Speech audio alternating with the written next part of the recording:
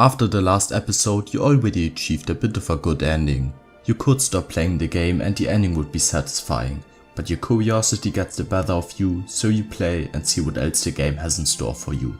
But to discuss that, we have to go back in time a little bit. Right after Maribel leaves you, your dad tells you that he came across the roamers, who are now back where they were in the past. There the scene is initially very similar to the one you saw back on your first visit, and the ritual to create the next clan dancer is underway, except the new dancer, Aishe, storms out of the ritual instead of completing it. Aishe is what Lala wanted to be and what she saw in Kiefer. She's someone capable of saying what she wants and acting upon it, so it only makes sense when you find out that they're related. Neither Lala nor Aishe wanted to be the clan's dancer, despite their talent, but only Aishe is able to just say no and run off like Kiefer did back at his home. The biggest difference between her and Kiefer is her starting point. While Kiefer found his new home with the roamers, Aishe will go on to later become the head guard of Asgard Castle, and Kiefer's father will start treating her almost as his own child, even while being unaware of their family ties.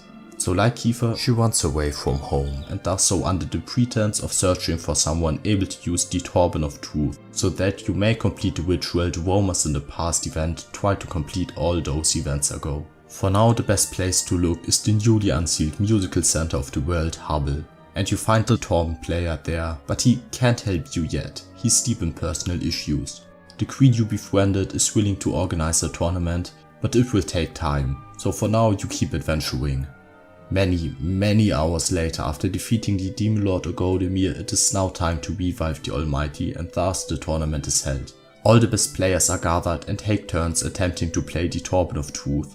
Yet nobody seems to be able to play it, not even the unique NPC that everyone seems to talk about. Crispin is a star in Hubble. He's known as the best Torben player and there's no competition.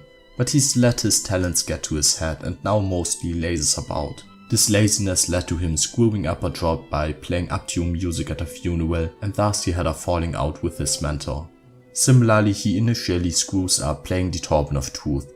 But when his mentor offers to the queen to stake his life to give Crispin a second chance, he's able to get his act together.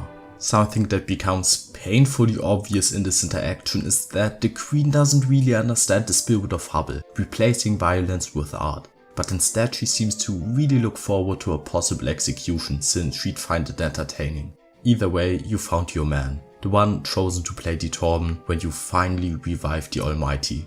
Before you part, his mentor has a bit of advice for Crispin. There are so many songs out there, so many styles, so many melodies, and life's too short to only focus on one of them. Basically what he's telling him is to expand his horizon, be a well-rounded person, embrace his curiosity. In other words, he's telling him to be more like those 3 children that set out at the beginning of the game. And now you set out once again. You go through the same dungeon you went through in the past to try and revive the Almighty. This time again it's covered in water. With later knowledge, it's hard to tell whether the water was protecting the shrine or whether it was protecting you from your own curiosity. But again, water is not a roadblock for you. Before the ceremony, it becomes apparent that there's not only one vestment of virtue, the second one coming from the divine shrine, meaning maybe the roamers aren't as chosen as they think they are, and thus the Almighty is finally brought back. Or so it seems. You really only revived Ogodemir, who's pretending to be the Almighty for now, but it's long before this is spelled out. At first he seems nice enough. He brings people from all over the world together to build him a monument, the Cathedral of Light. He might be even nicer than guards since this is basically a Tower of Babel. The greatest thing humanity has ever built, even greater than what the greatest genius, Pomposo, ever amounted to.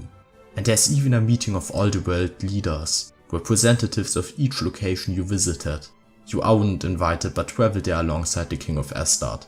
Notably, the king is very much fascinated with this guy's stone, something that came from outside his kingdom. You seem to have reawoken the same spirit in him that led his own son Kiefer to leave his kingdom behind.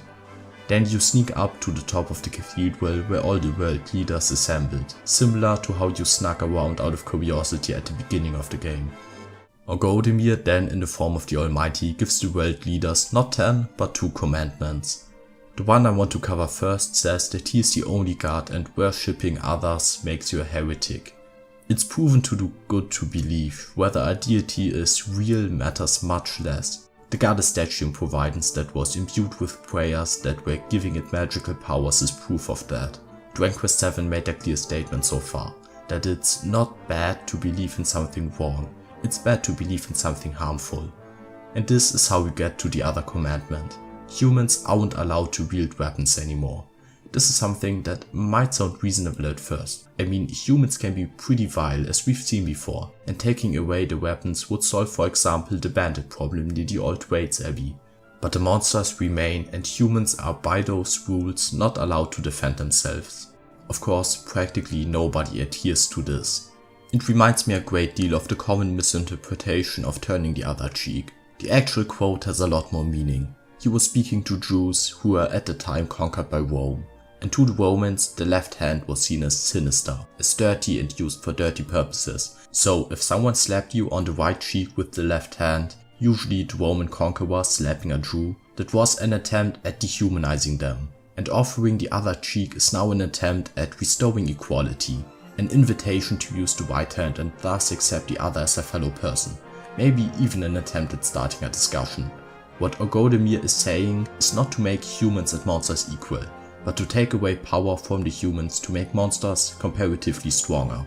He steals the only way for humans to defend themselves. Keep in mind, they can't communicate with most monsters, and even if they can, they're not to be reasoned with. At this point, I do once again want to differentiate between monsters. There's monsters and then there's monsters. I explained before how they seem to have a different amount of a divine spark or soul, and that results in some monsters being conscious and some being not individual but instead part of this force of evil, only acting as a stand-in or extension of Orgodemir himself. Fighting against these latter monsters is metaphorical for purging evil, not murder.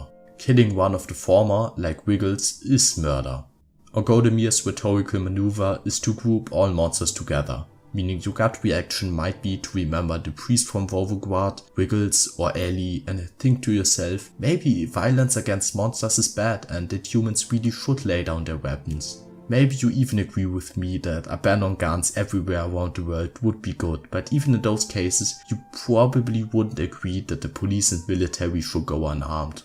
Especially when what they're fighting isn't people, but the undefined forces of evil. And it quickly becomes apparent that these commandments even conflict. Mervyn gets attacked by armed guards who try to kill him for being a heretic. So much for laying down all weapons and not even fighting against the most vile of monsters. Even before that, Orgodemir was exposed as a hoax though. An NPC named Sir Lies-a-Lot goes and lies to Orgodemir pretending to be the Almighty about them having been brothers in arms. And Orgodemir pretends that he remembers the Pretender. It's a hilarious scene, and while the Almighty himself may or may not be all-knowing, Orgodemir for sure isn't. But neither are you, because for now you don't know a thing about Orgodemir's plot and readily hand him an evil gem. Thus you sail back home unsuspecting.